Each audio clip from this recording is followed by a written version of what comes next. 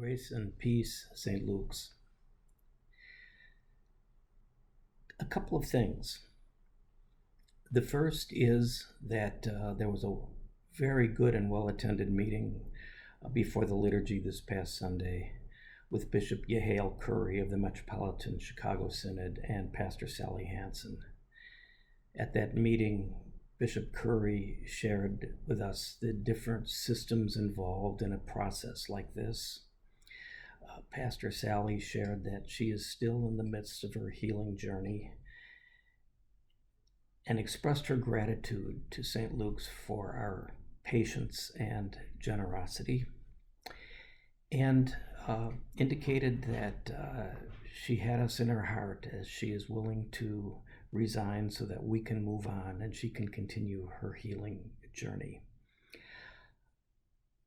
What I really liked was how our members expressed their gratitude to Pastor Sally for her ministry among us, and that in fact one of the children that she'd had in Sunday school just ran out of the pew and came up and wanted to hug her, and she picked him up. It was a very tender moment. There will be an opportunity for us to say farewell, and those details will be forthcoming. I just wanted to give you a little bit of a synopsis of this meeting. The second is that Janet and I are going to be going on a much needed vacation. We will be going to Florida, to New Smyrna Beach, to stay in my brother-in-law's condo for a week, and then to be with Janet's mother on her 95th birthday, where her side of the family will have a family reunion.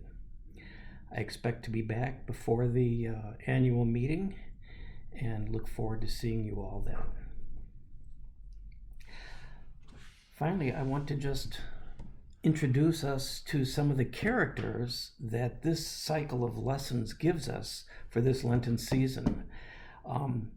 There are some wonderful, interesting characters that I want to introduce to you in the gospel readings for Lent, and have a little fun with it. So the first Sunday of Lent has Jesus in the wilderness being tempted. And in Matthew 4, chapter 11, it ends this way. Then the devil left him, and suddenly angels came and waited on him. For the second Sunday in Lent, and I want to imagine some songs to introduce these characters. The second Sunday of Lent, the character is Zacchaeus, who comes to Jesus in the night. And the song I'm thinking of is Frank Sinatra, Strangers in the Night. It's a fascinating conversation that Jesus has with Nicodemus, where they talk about what it means to be born again, and where we hear the most famous Bible passage, maybe John 3:16, for God so loved the world that he gave his only begotten Son, that whoever believes in him shall not perish, but have everlasting light. In Lent 3, we get the character of a Samaritan woman who meets Jesus at the well.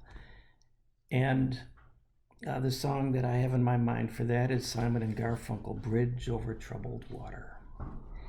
And here Jesus and the woman talk about her life, about proper worship, about how Jesus is the water that when one drinks it, one will have life eternal. And she says, give me that water always. It's a wonderful story. And it ends with, they said to the woman, it is no longer because of what you said that we believe, for we have heard for ourselves, and we know that this is truly the Savior of the world. For the next Sunday in Lent, we get the man who was born blind from John chapter 9. The song I'm thinking of is, I Can See Clearly Now. You know the song. And it's about spiritual blindness as well as real blindness, and about spiritual sight as well as real sight. And it really takes this man who was restored to his sight by Jesus through a fascinating process of being questioned by authorities and him giving his testimony. And it ends with Jesus saying, "If you were blind, you would not have sin. But now that you say we see, your sin remains." And then finally, on the Sunday before Palm Sunday, the last Sunday of Lent, we get the encounter of Jesus with Lazarus, who had died. And Mary and Martha asked Jesus to come. And the song I'm thinking about here is Bruce Springsteen, "The Rising."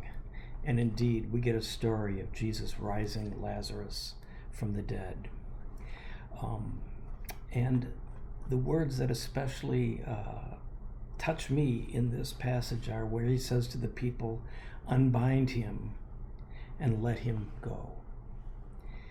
Resurrection is Jesus' work, but that unbinding work of living and helping create with God resurrection and living into God's presence, Jesus' presence in the world, the unbinding work is ours. And this passage ends, "Many of the Jews, therefore, who had come with Mary and had seen what Jesus did, believed in him." And then, of course, we have the week of the Passion, Holy Week. So I just thought I'd whet your appetite a little bit for this coming Lenten season with these wonderful characters. Strangers in the Night, A Bridge Over Troubled Water, I Can See Clearly Now, and The Rising. See you when I get back, hopefully with a little tan. God bless.